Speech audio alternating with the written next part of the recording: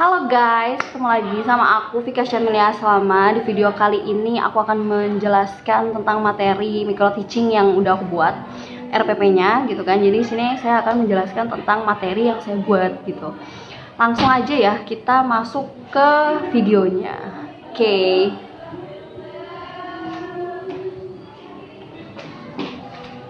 Bismillahirrahmanirrahim. Assalamualaikum warahmatullahi wabarakatuh. Hello. Good morning, class. How are you today? Good, alhamdulillah. How's your day? It is sad? No? Are you happy? Yes, we are happy ya, alhamdulillah. Welcome to our English lesson with me, Miss Vika. Before we going to new material, I want to call your name one by one so you have say present. We start from Afidatul Mujamidah. Present. Aisyah Nur Islamiyati. Present. Nadia Nur Fikriyah. Present. Hidayah Nur Aisyah. Present. Asma Nabilal Berri. Sofura Zahra. Good. Alam Joko Purnomo. Good. Ali Purnomo. Good. Siti Aisyah. Good. Sofia Nadia. Present. So Heul. Maruf Muhammad Abdullah. Faisal. So the last is Alfiandra. Present. Before we going to new material, let's start our lesson today by basmalah together. Bismillahirrahmanirrahim.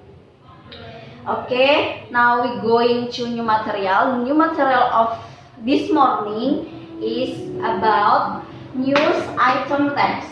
I'm sorry before news item text. Siapa yang udah tahu apa itu news item text? Miss Vika rasa sudah tidak asing ya. Pasti sudah ada yang pernah mendengar apa itu news item text. Kita langsung masuk ke pengertiannya aja ya.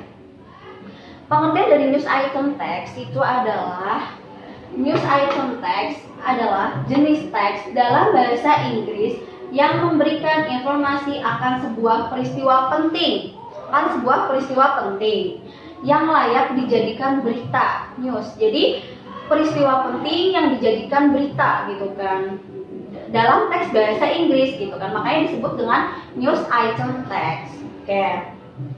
Terus fungsinya tuh buat apa? Tujuannya tuh buat apa, Miss? Gitu kan. Tujuannya dari news item text ini untuk apa gitu kan. Tujuan news item text itu adalah memberikan informasi mengenai peristiwa penting kepada pembaca.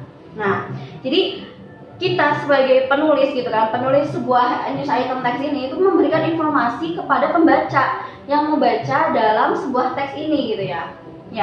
Jadi memberikan informasi apapun itu tentang yang lagi happening saat ini atau tentang pendidikan, tentang pelajaran dan lain sebagainya gitu kan.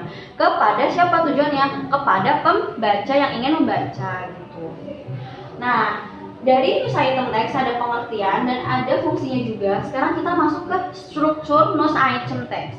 Struktur news item text itu ada 3. Yang pertama itu adalah main event. Yang kedua ada background event, yang jelas itu adalah search. Yang pertama itu main event. Main event itu apa sih, Miss?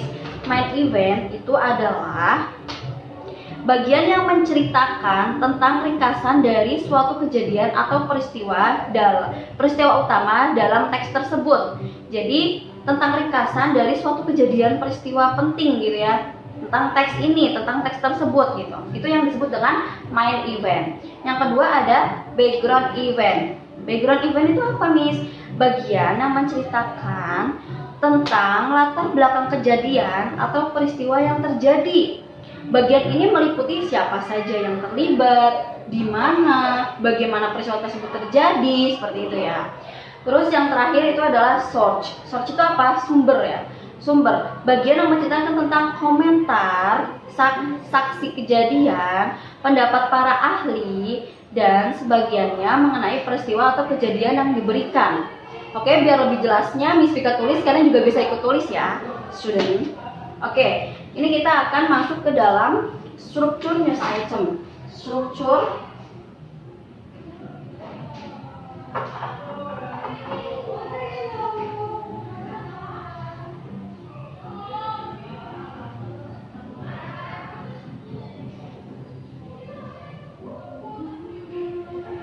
news item text. Ya, bisa sambil ditulis ya. I'm sorry.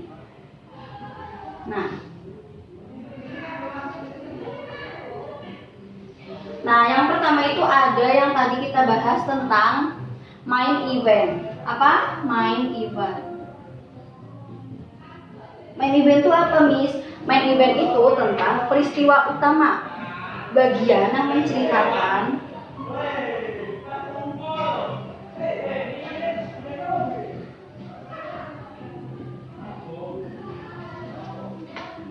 tentang ringkasan dari suatu kejadian.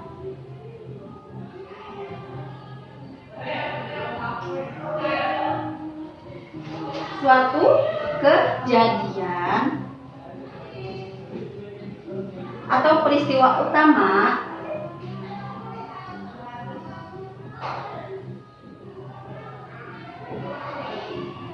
teks tersebut.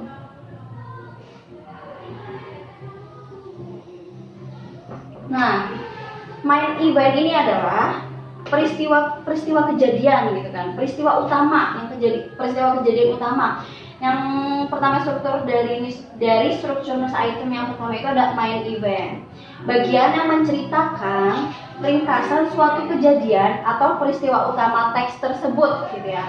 Yang kedua itu ada background event. Apa? Background event, latar belakang kejadian atau latar belakang peristiwa gitu kan. Ini tuh tentang apa? Bagian yang menceritakan tentang latar belakang kejadian.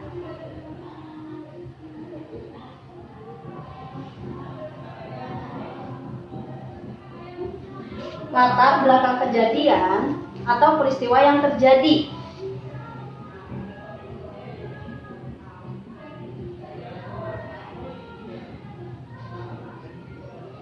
Ya, ini meliputi apa aja, Miss? Tadi meliputi siapa saja yang terlibat,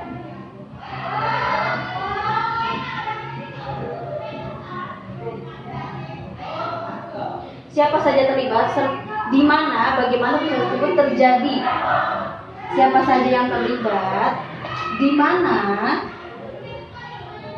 dan bagaimana peristiwa tersebut terjadi.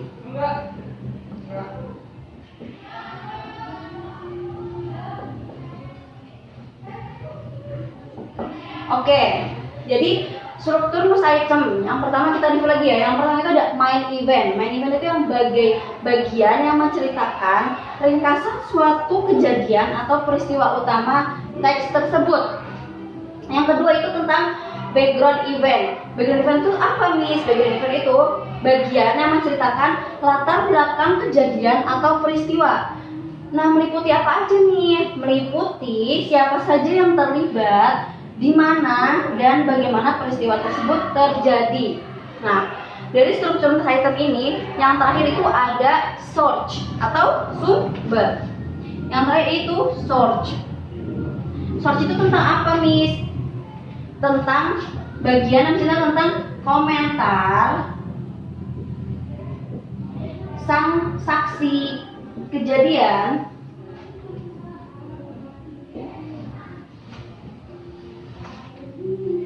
pendapat para ahli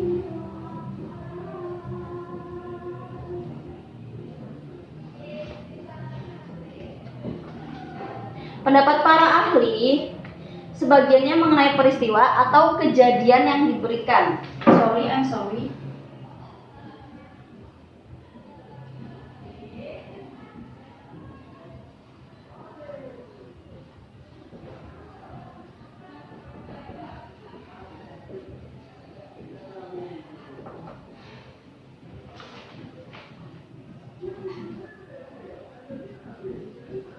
Oke. Nih ya, tentang struktur news item. Dari struktur news item ini yang pertama itu ada main event. Main event itu apa? Bagian yang menceritakan ringkasan suatu kejadian atau peristiwa utama teks tersebut. Jadi ringkasan kejadian yang peristiwa utama gitu ya. Terus ada yang kedua ada background event.